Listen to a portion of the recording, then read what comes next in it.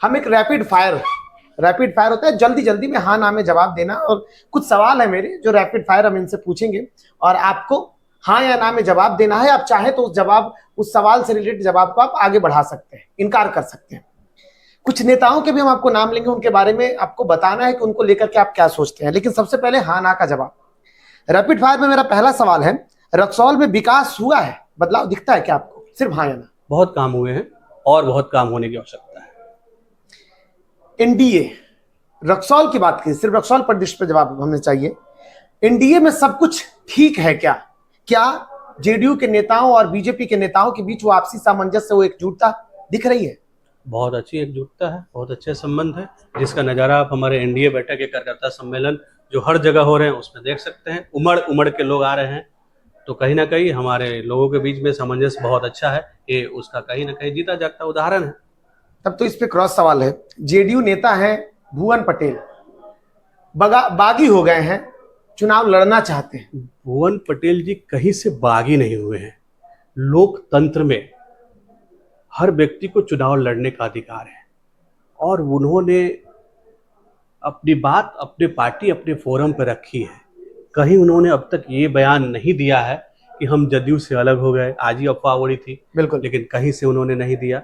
बहुत सुलझे हुए अच्छे हैं, हमारे बड़े भाई मित्र जैसे हैं हम लोग। अच्छा तालमेल है, अच्छा काम करते हैं। बहुत पुराने नेता है रक्सौल के, बहुत काम किया है पार्टी के लिए। क्यों नहीं, एक कार्यकर्ता का हक बनता है अपने पार्टी के लीडर से टिकट मांगने का। क्यों नहीं टिकट मांगे, एकदम मांगे, उसको बगावत नहीं करते। पार्टी फोरम से अलग जाकर जब वो काम करे तब उसको बगावत कहेंगे। वो तो अपना बात रख रहे हैं, सब जगह मिल रहे हैं, लोगों से मिल रहे हैं, पार्टी से मिल रहे हैं। पार्टी में उन्होंने बात अपने उचित प्लेटफॉर्म पे उचित माध्यम से रखा है। मैं उसको बगावत नहीं मानता। चलिए, बीजेपी को आगे कई सालों तक हराना संभव नहीं है, ऐसे लोग कह रहे हैं बीजेपी के नेता कह रहे हैं। क्या आपको भी ऐसा लगता है? देखिए, पार्टी के दृष्टिकोण से मैं यही कहना चाहूँगा कि एनडीए मजबूत है और जिस प्रकार से एनडीए विकास के कार्यों को एक समग्र भाव से लेकर चल रही है, कर रही है, सब जगह सब लोगों का, हर वर्ग का, हर कार्यों पर उनका ध्यान है, तो आगे तो मुझे कोई चैलेंज नहीं दिखता है कि एनडीए को कोई चैलेंज करने वाला अभी है। मतलब आपको ये लगता है कि संघर्ष नहीं करना पड़ेगा? कोई संघर्ष नहीं है। क्या रक्सौल में मजबूत विपक्ष नहीं है? बीजेपी या एनडीए इसलिए मजबूत है या कुछ और? विपक्ष मजबूत है या नहीं ये मुद्दा नहीं है, एनडीए बहुत मजबूत है, ये बड़ा मुद्दा है। और एनडीए हमेशा अपनी जनता के लिए, अपने क्षेत्र के लिए उसके नेता काम करते हैं। यही हमारा मजबूत पहलू है और हम काम करते रहेंगे। क्या बिहार में रक्सौल में बीजेपी के पूर्व नेताओं ने अब तक बेहतर काम किया है? रक्सौल चकाचक है? सबने अपने अपने तरीके से बहुत अच्छा काम किया है, लेकिन अभी और काम करने की आवश्यकता है। थोड़ी कमियां हैं। थोड़ी कमियां कहाँ नहीं होती। मैंने कहा विकास एक सतत प्रक्रिया है, एक बार में, हर बार नहीं। आज ये काम कर देंगे कल दूसरी आवश्यकता आ जाएगी।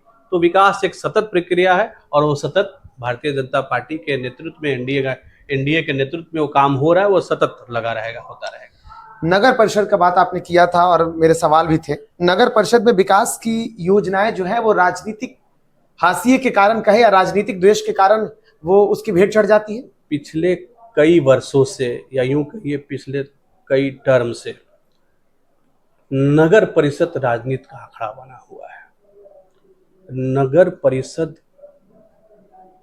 में जो विकास या विकास के कार्य होने चाहिए वो कार्य कम और राजनीति ज्यादा हावी है। अगर नगर परिषद एकजुटता के साथ कार्य करे, लोगों के काम के लिए जागरूक रहे और काम को ही प्रधानता मानकर वो लोग अपनी बैठकें करें, ये करें, तो मुझे लगता है कि नगर की लगभग समस्याएं, 70% से ज्यादा समस्याएं दूर हो जाएंगी। वैसे तो देखा जाए कि भ्रष्टाचार के आरोप भी उस पर लगे और अब नेतृत्व बीजेपी, वही कह रहा हूँ कि जहां राजनीति का आंकड़ा बन जाएगा और चीजों पर बहुत ज्यादा दबाव पड़ने लगेंगे, वो बिखर जाएंगी चीजें। तो नगर परिषद में यही हो रही है। चलिए, एक और सवाल। मेन रोड पुल आपने वैसे जवाब दे दिया है, लेकिन मेरा रैपिड फायर सवाल है कि मेन रोड पुल का निर्माण तोड़कर हुआ, ये सही था या गलत? नहीं, आप किसी भी पुराने ढांचे को तोड़कर ही नया बनाया जाता है। हाँ, उसके पहले जो तैयारियां करनी थी विभागों को, वो तैयारियां सही तरीके से होमवर्क नहीं हो पाया, यही इसकी कमी रह गई। खैर काम तो नया, जब पुल उतना पुराना था तो नया बनना चाहिए ही था, नया बन भी रहा है, और हर तरीका था जो होमवर्क होना चाहिए तो होमवर्क नहीं हुआ, ये कमियां रह गई।